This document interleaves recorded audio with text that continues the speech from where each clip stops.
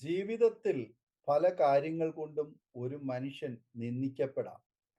ഒന്ന്, ആത്മീയത നിമിത്തം നാം നിന്ദിക്കപ്പെടുവാൻ സാധ്യതയുണ്ട്. ദൈവഭക്തി മുറുകെ പിടിച്ച് ജീവിക്കുന്നവർക്ക് നിന്ദകളും പരിഹാസങ്ങളും ഉണ്ടാകാം. പൗലോസ് അപ്പോസ്തലന് നിന്ദകൾ ഉണ്ടായിരുന്നു. എന്നാൽ അദ്ദേഹം ആ നിന്ദകളെ വലിയ നിക്ഷേപമായി കരുതി. ദാവീദ് ആത്മീയ നിലയിൽ നിന്ദിക്കപ്പെട്ടവനാണ്.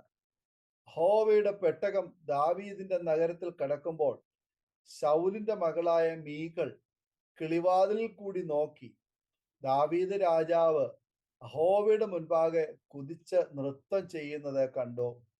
തന്റെ ഹൃദയത്തിൽ അവനെ നിന്ദിച്ചു എന്ന് 2 ശമൂവേൽ 6:16 നാം വായിക്കുന്നു.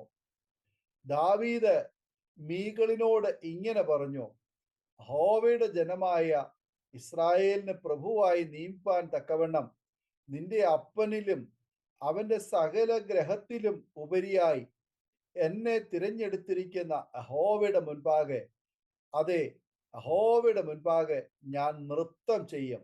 2 ശമൂവേൽ 6:21. ആത്മീയമായി ദാവീദിനെ നിന്ദിച്ച മീകളിന് ദൈവം ഒരു കുഞ്ഞിനെ നൽകിയില്ല എന്ന് നമുക്ക് കാണാൻ കഴിയുന്നു. ആത്മീയമായി മുന്നേറുമ്പോൾ നാം നിന്ദിക്കപ്പെടാം. എന്നാൽ ആ നിന്ദകളെ കടാക്ഷിക്കുന്ന ദൈവമാണ് നമ്മുടെ ദൈവം. 2, മനുഷ്യപുത്രൻ നിമിത്തം നാം നിന്ദിക്കപ്പെടാം. മനുഷ്യപുത്രൻ നിമിത്തം മനുഷ്യർ നിങ്ങളെ ദ്വേഷിച്ച് ഭ്രഷ്ടരാക്കി നിന്ദിച്ച് നിങ്ങളുടെ പേർ വിടക്ക് എന്ന് തള്ളുമ്പോൾ നിങ്ങൾ ഭാഗ്യവാന്മാർ. ആ നാളിൽ സന്തോഷിച്ച് തുള്ളുവീൻ. നിങ്ങളുടെ പ്രതിഫലം സ്വർഗത്തിൽ വലിയത്. അവരുടെ പിതാക്കന്മാർ പ്രവാചകന്മാരോട് അങ്ങനെ തന്നെ ചെയ്തുവല്ലോ എന്ന് ലൂക്കോസ് 6:22-23 വചനങ്ങൾ നാം വായിക്കുന്നു. യേശുക്രിസ്തുവിന് വേണ്ടി നാം നിലകൊള്ളുമ്പോൾ നിന്ദിക്കപ്പെടാം.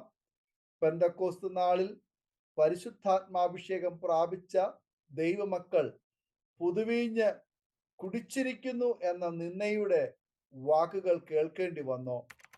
ഈ ലോകത്തിൽ സത്യദൈവത്തെ ആരാധിച്ച് ഭക്തിയോടെ ജീവിക്കുമ്പോൾ നാം പരിഹസിക്കപ്പെടാം. എന്നാൽ എവിടെയൊക്കെ നിന്ദിക്കപ്പെട്ടിട്ടുണ്ടോ അവിടെയൊക്കെ മാനിച്ച് നമ്മെ ഉയർത്തുന്ന ഒരു ദൈവം നമുക്കുണ്ട്.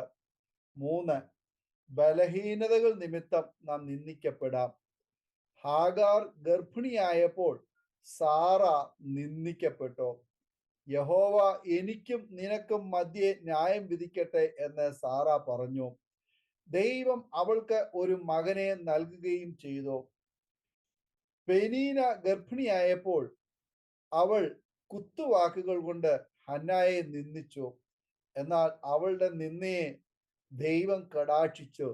ശമൂവേൽ എന്ന ബാലകനെ ദൈവം അവൾക്ക് നൽകി. 4, കഷ്ടതകളിൽ നാം നിന്ദിക്കപ്പെടാം. ദൈവമക്കൾക്ക് കഷ്ടങ്ങൾ ഉണ്ടാകും. ഈ ലോകത്തിൽ കഷ്ടങ്ങളില്ലാത്തവരായി ആരും തന്നെ ഉണ്ടാകുകയില്ല. നിഷ്കളങ്കനും നേരുള്ളവനും ദൈവഭക്തനും ദോഷം വിട്ടകലുന്നവനുമായ ഇയ്യോബിന് ധാരാളം കഷ്ടങ്ങളിൽ കൂടി പോകേണ്ടി വന്നു.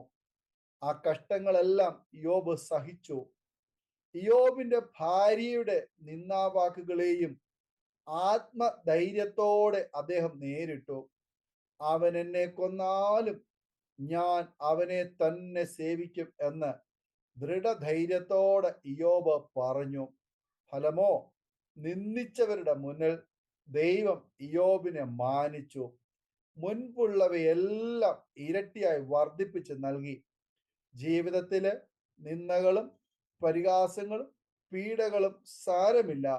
കാരണം നിന്ദകളെ കടാക്ഷിച്ച് അത്ഭുതമാക്കുന്ന ദൈവം നമ്മോട് കൂടെയുണ്ട്. ഈ വചനങ്ങളാൽ ദൈവം നമ്മെ അനുഗ്രഹിക്കുമാറാകട്ടെ. ആമേൻ. ഓർമ്മയുടെ മനോരഥത്തിൽ മായാത്ത ഓർമ്മയ്ക്കായി അരോമ മാട്രിമോണിയിൽ നിന്നും ജീവിത പങ്കാളിയെ കണ്ടെത്തൂ.